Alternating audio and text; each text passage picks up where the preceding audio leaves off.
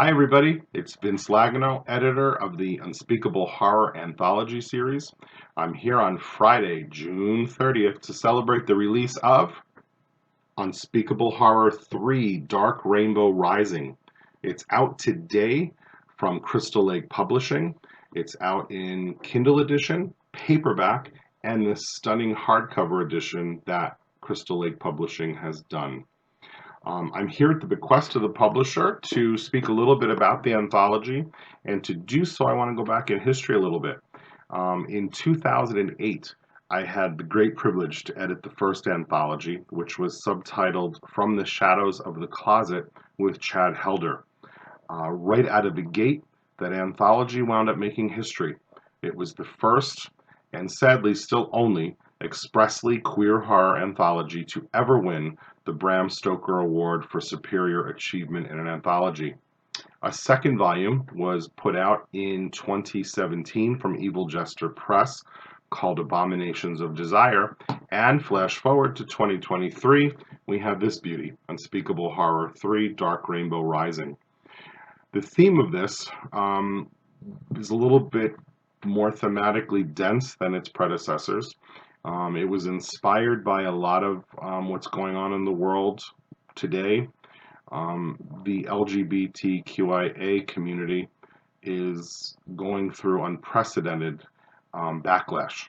You know, those of us who are old enough to have lived through other civil rights movements or portions of those movements know that any time the pendulum of civil rights swings one way, it always swings back historically.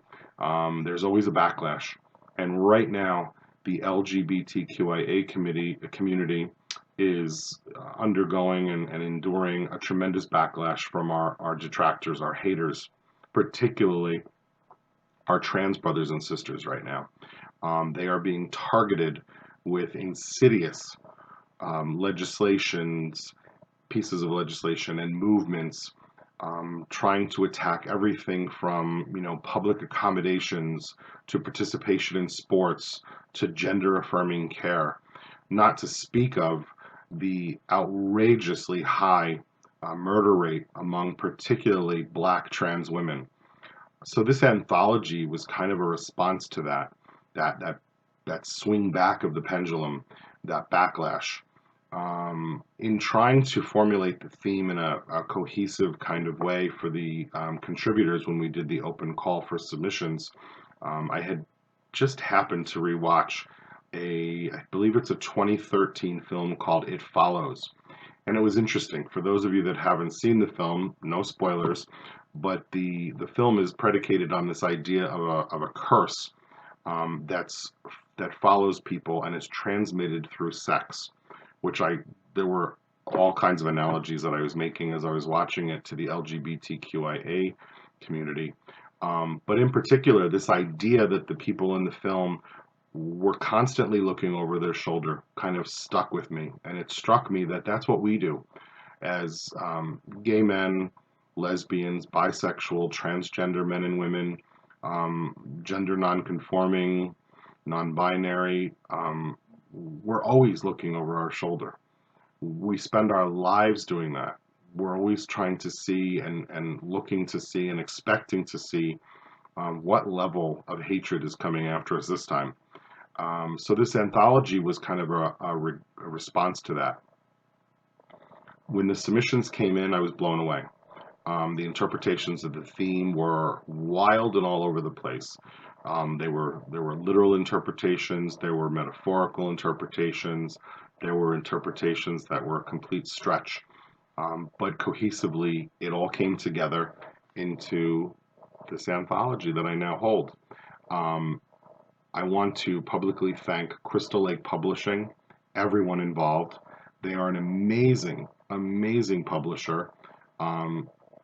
Having done anthologies for major houses and small press, I will say that for a small press, Crystal Lake does the job of a major publisher. They're amazing. Their team is a joy to work with, and I want to thank them all for bringing this to fruition. Also, those of you that know me as an editor-anthologist know that I have publicly said this a million times, that an anthology is only as good as the sum of its parts.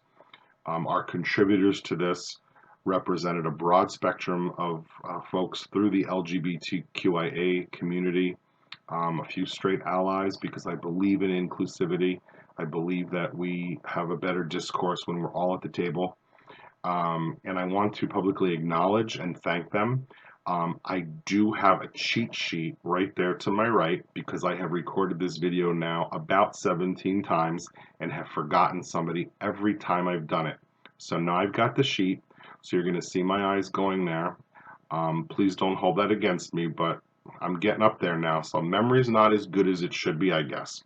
So I want to publicly acknowledge and thank all of the amazing contributors, to thank them for sharing their singular talents to make Unspeakable Horror 3 Dark Rainbow Rising. Hailey Piper, Eric LaRocca, Sara Tatlinger, Lucy Snyder, Michael Thomas Ford, Paul Tremblay, A.P. Thayer, J. Daniel Stone, Vincent Kovar, Mathew Reyes, Amanda Blake, Zach Rosenberg, Max Gold, Kaitlin Tremblay, no relation to Paul, but great last name to have, especially now. Carmilla Voiez. Now, Carmilla, I don't know if I'm mispronouncing your last name, but anyone, when you see it, it just looks exotic and French. So I am saying Carmilla Voiez. If I've mispronounced her, Carmilla, my deepest apologies. I'm going to look at the list now. There's also Scholfield, Oliver Nash, Holly Walrath, James Cato, M. Blain-Hartung, C.G. Inglis, Craig Laurance Gidney, Craig Brownlie, Dan Coxon, and yes, I think I've named everybody. Again, happy publication day to all the contributors, to everybody involved with the project at Crystal Lake Publishing. This is a shared success that we've gotten this out. Yay for queer horror. It's come a long way since 2008 when I was the only guy out there doing this. So congrats to everybody out there who's living authentically and writing authentically. Happy publication day, and keep it unspeakable.